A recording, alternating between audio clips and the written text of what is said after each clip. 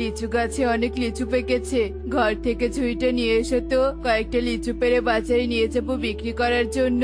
ঝুড়ি নিয়ে এসেছি, চলো লিচু গাছের কাছে চলো। তুমি নিচে থাকো, আমি গাছে উঠে পাকা পাকা লিচু বেছে বেছে পেড়ে নিয়ে আসছি। শোনো ইগলি, পুরো বনের কোথাও লিচু গাছ নেই, শুধুমাত্র আমাদের এই গাছটা আছে।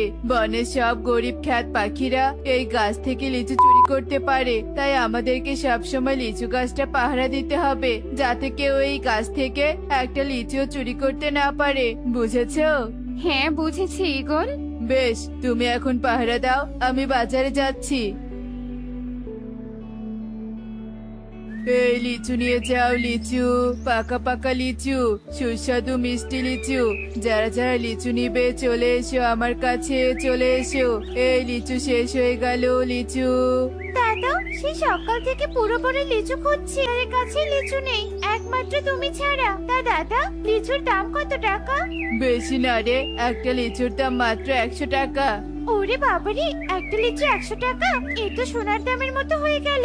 যাই হোক, খেতে যখন ইচ্ছে করছে, সোনার দামের চেয়ে বেশি হলেও কিনে খেতে হবে। দাদা, আমাকে 100 টাকার লিচু দাও তো। বেশ, দিচ্ছি। টুকি, ওই দেখ ঈগল কাকু লিচু বিক্রি করছে। আচ্ছা টুকি, বলতো লিচুর স্বাদ কেমন?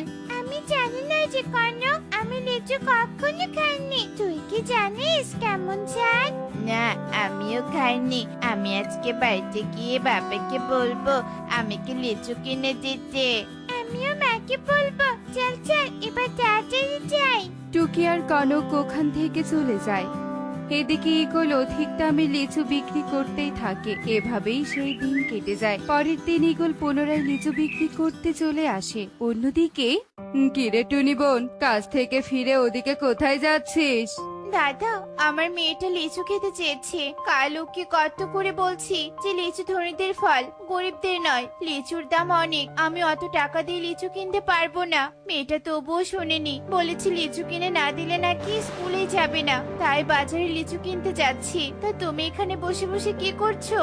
আর বলিস না, আমার ছেলেটাও লিচুর জন্য বায়না ধরেছে, তাই এখানে বসে বসে ভাবছি লিচু কিনবো কিনা। দাদা, অত ভেবো না তো, চলো বাজারে গিয়ে দেখি কি অবস্থা। ঠিক আছে, চল। কালু আর টুনি এই বলে বাজারে ঈগলের দোকানের সামনে চলে আসে। ঈগল দাদা, লিচু কত করে বিক্রি করছো? আরে গরিব কাক, তুই আমার কাছে লিচুর দাম জিজ্ঞেস করছিস? তুই লিচুর দাম শুনে কি করবি? তুই তো লিচু কিনতে পারবি না, লিচুর দাম শুনেই পালিয়ে যাবি। হা হা হা হা হা। দাদা, এভাবে অপমান করো না। দাদা, আমরা গরিব হই আর ধনী হই, আমরাও তোমার মতো পাখি। অপমান না করে দয়া করে লিচুর দামটা বলো দাদা। আচ্ছা ঠিক আছে, বলছি শোন, একটা লিচুর দাম 100 টাকা, আর আমি 10টার নিচে কোনো লিচুই বিক্রি করি না। এবার বল, তোরা কয়টা লিচু নিবি? কি বলছো কি দাদা? একটা লিচু 100 টাকা? আমার কাছে তো শুধু 100 টাকা আছে। দাদা, আমাকে একটা লিচু দাও না। বললাম না আমি 10টার নিচে কোনো লিচু বিক্রি করি না। এই কালু, তুই চুপ হয়ে আছিস কেন?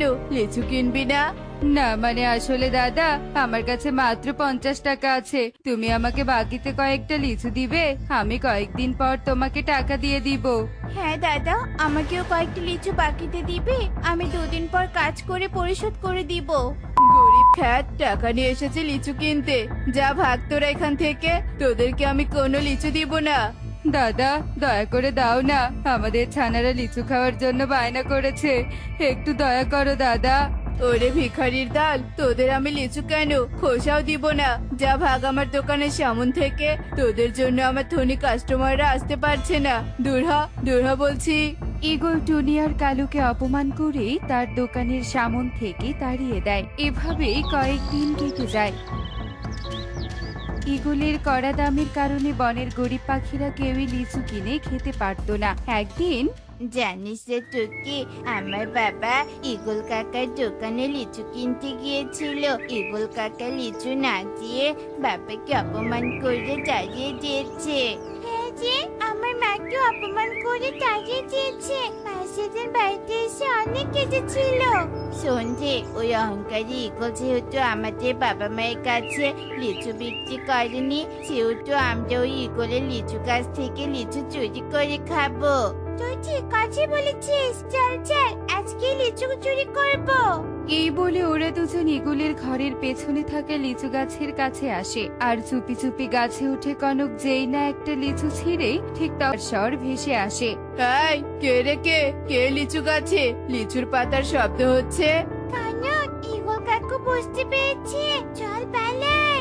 ইগল ঘর থেকে বেরিয়ে আসতে না আসতেই টুকি আর কনক পালানোর উদ্দেশ্যে ছুটতে থাকে। ইগল ওদের দেখে ওদের পিছু পিছু তাড়া করতে থাকে। হাই হাই বাচ্চাদের দল, দাঁড়া বলছি। আমার কাছে লিচু চুরি করা আজ শুধু একবার তোদের ধরতে পারি, তারপর দেখাবো মজা। কানক, এবার কি হবে রে? কিছুই হবে না, ইগল কাকু আমাদের ধরতেই পারবে না। একটা লিচু চুরি করেছে, ওই যে সামনে নদী দেখা যাচ্ছে, নদীর ওই পাড়ে গিয়ে লিচু খাবো। তুই ভয় না পেয়ে আমার মতো দ্রুত ছোট, বুঝলি? হ্যাঁ বুঝেছি আমি। ওরা আর কিছু না বলে ছুটতে থাকে। ছুটতে ছুটতে ওরা নদীর উপরে চলে আসে আর হঠাৎ করে কনকের হাত থেকে লিচুটা নদীতে পড়ে যায়। টুকি, সর্বনাশ হয়েছে, লিচুটা নদীতে পড়ে গেছে। হায় হায় রে, কত কষ্ট করে একটা লিচু চুরি করলাম, সেটাও পানিতে পড়ে গেল। আমার যে ভাগ্যটাই খারাপ যে কনক। যাই হোক, এখন এখানে আফসোস না করে চল পালাই, নয়তো ইগলের হাতে ধরে পড়তে হবে। ঠিকই বলেছিস, চল চল। পালিয়েছে, নয়তো ওদের হেপি শিক্ষা দিতাম। বাচ্চাদের দল কোথাকার, আজ থেকে লিচু গাছের পাহারা বাড়াতে হবে। যাই গিয়ে গিন্নিকে এসব বলি। ইগল ওখান থেকে চলে যায়। অন্যদিকে নদীতে একটা জলপরি সাঁতার কাটছিল। ঠিক তখনই জলপরির চোখ যায় নদীতে পড়ে যাওয়া ভেসে থাকা লিচুটির দিকে। আরে, এটা তো একটা লিচু, কিন্তু লিচুটা এখানে এলো কি করে? দেখি তো লিচুটা খেয়ে কেমন লাগে। জলপরি এই বলে লিচু হাতে নিয়ে খেয়ে ফেলে। আরে বাহ, লিচুটা তো অনেক সুস্বাদু। এমন সুস্বাদু লিচু তো আমি কখনো খাইনি। লিচুটা খেয়ে আমার মনটা ভরে গেল। এই লিচুর বীজটা আমি এখানে রোপণ করব আর রোজ লিচু খাবো। জলপরি এই বলে ডুব দিয়ে পানির নিচে থাকা প্রাসাদে চলে যায়। এভাবেই কয়েকদিন কেটে যায়। একদিন জেলে তোতা নদীতে এসে নদীর পানিতে থাকা সেই লিচু গাছ দেখে বলে, আরে এ আমি কি দেখছি, পানিতে লিচু গাছ? এমন লিচু গাছ তো আমি কখনো দেখিনি। গাছটাতে কি সুন্দর লিচু ধরে আছে। টাকার অভাবে যারা লিচু কিনে খেতে পারেনি, যাই ওদেরকে ডেকে নিয়ে আসি, সবাই মিলে এ গাছের লিচু খাবো। তোতা দেরি না করে সাথে সাথে বনে আসে আর সবাইকে পানিতে থাকা লিচু গাছের কথা খুলে বলে আর সবাইকে নিয়ে লিচু গাছের কাছে চলে আসে। সত্যি তো, পানিতে লিচু গাছ। কত বছর লিচু খাইনি, চলো দাদা দিদি লিচু খাই। সবাই টুনির কথা মতো লিচু খেতে থাকে। ঠিক তখনই জলপরি ওখানে চলে আসে। এই পাখিরা, এই তোমরা আমার গাছের লিচু খাচ্ছ কেন? তোমাদের তো সাহস কম নয়। আমি তোমাদের আজ শাস্তি দিব। জলপরি, আমরা ভুল করেছি, আমাদের শাস্তি দিও না। আমরা জানতাম না যে এটা তোমার লিচু গাছ। আসলে অনেক বছর লিচু খাইনি তো, তাই লিচু দেখে নিজেদেরকে সামলাতে পারিনি। অনেক বছর লিচু খাওনি মানে তোমাদের বনে লিচু গাছ নেই নাকি? আছে একটা গাছ, সেটা ইগল দাদার। ইগল দাদা আমাদের মতো গরিবদের কাছে লিচু বিক্রি করে না, আর আমাদেরকে কখনো একটা লিচু এমনিতেও খেতে দেয় না। ইগল দাদা অনেক অহংকারী আর লোভী। তুমি আমাদেরকে শাস্তি দিও না জলপরি। তোমাদের গল্প শুনে তোমাদেরকে শাস্তি দেওয়ার রুচি আমার চলে গেছে। আমি তোমাদের শাস্তি দিব না। তোমরা যত খুশি লিচু খাও আর বাড়িতেও নিয়ে যেতে পারবে। ধন্যবাদ জলপরি তোমাকে। এই বলে টুনিরা জলপরির কথা মতো লিচু খেতে থাকে আর লিচু খাওয়া শেষে কিছু লিচু নিয়ে বাড়ির দিকে চলে আসতে থাকে। পথে ইগলের সাথে তাদের দেখা হয়ে যায়। এই গরিবের দল, তোরা এত লিচু কোথায় পেলি রে? হ্যাঁ, কোথাও থেকে চুরি করেছিস নাকি? দাদা, আমরা গরিব হতে পারি কিন্তু চোর নই। আমরা নদীর পানিতে থাকা লিচু গাছ থেকে লিচু নিয়ে এসেছি, বুঝেছো? এই চল তোরা, চল।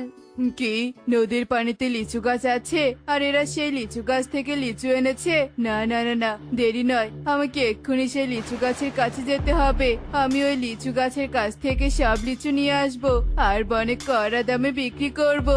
আহ, আহ, আহ, আহ, আহ।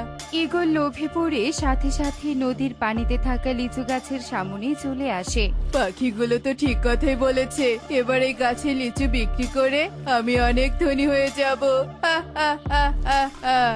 ঈগল পাশে থাকা জলপরীকে না দেখে যেই লিচু ছিঁড়তে ধরে, ঠিক তখনই জলপরী বলে ওঠে, এই ঈগল, এই তুই আমার গাছে লিচু ছিঁড়তে পারবি না, চলে যা এখান থেকে, চলে যা। এই গাছ তোর নয় রে জলপুরি, এই গাছ পানির। আমি এই গাছের সব লিচু ছিঁড়ে নিব, তুই কিছুই করতে পারবি না। এত বড় কথা! তুই বনের গরিব পাখিদের অনেক অপমান করেছিলি এই লিচু নিয়ে। পাখিরা আমাকে সব বলেছে, বাঁচতে চাইলে এক্ষুনি চলে যা, নয়তো শাস্তি দিব। আমাকে তুই কোনো শাস্তি দিতে পারবি না, আমি সব লিচু নিয়ে যাবই যাব। তাই নাকি? দাঁড়া, দেখাচ্ছি মজা। এই বলে জলপরি রেগে মেগে জাদু করে ঈগলকে একটা লিচু গাছ বানিয়ে দেয়।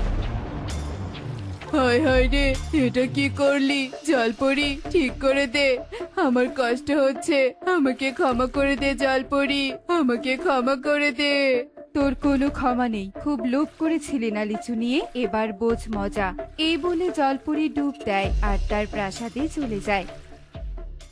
অন্যদিকে ঈগল তার শাস্তি ভোগ করতেই থাকে।